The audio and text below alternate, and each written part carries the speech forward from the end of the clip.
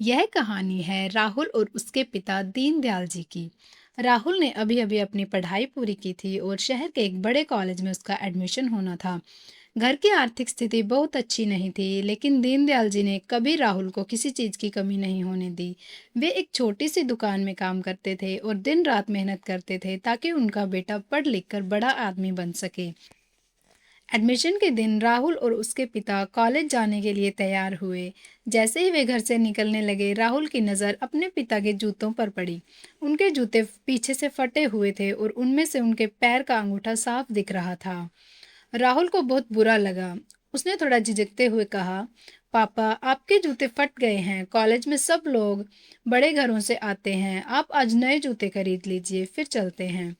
दीनदयाल जी ने मुस्कुराते हुए अपने पैर को थोड़ा पीछे खींचा और बोले, अरे बेटा, ये जूते अभी बिल्कुल ठीक हैं, बस थोड़ा सा धागा निकला है। आज तुम्हारा एडमिशन है, पहले वहाँ की फीस जमा करनी है, जूते तो बाद में भी ले लूंगा।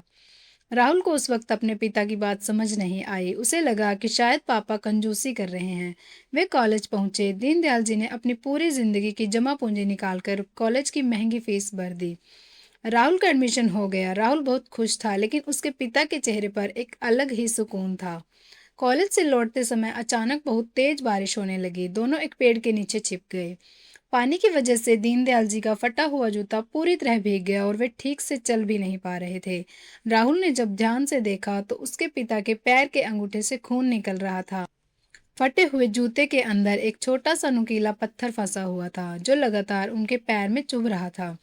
राहुल की आंखें भर आई। उसने तड़प कर पूछा, पापा, आपके पैर से खून निकल रहा है, आपको इतनी चोट लगी है, फिर भी आप चुपचाप चलते रहे। आपने मुझे बताया क्यों नहीं? दीनदयाल जी ने इस राहुल के कंधे पर हाथ रखा और बहुत ही शांत आवाज में बोले, बेटा, जब रास्ते में कंकर पत्थर चुभते हैं तो दर्द जरूर, लेकिन जब मैं अपनी जेब में रखी तुम्हारी कॉलेज की रसीद को छूता हूँ तो वह सारा दर्द गायब हो जाता है। मेरे पैरों के छाले कल ठीक हो जाएंगे, लेकिन आज अगर तुम्हारी फीस जमा नहीं होती तो तुम्हारा पूरा भविष्य खराब हो जाता। एक पिता के लिए अपने जूतों से ज्यादा जरूरी उसके बच्चे के सपने होते हैं।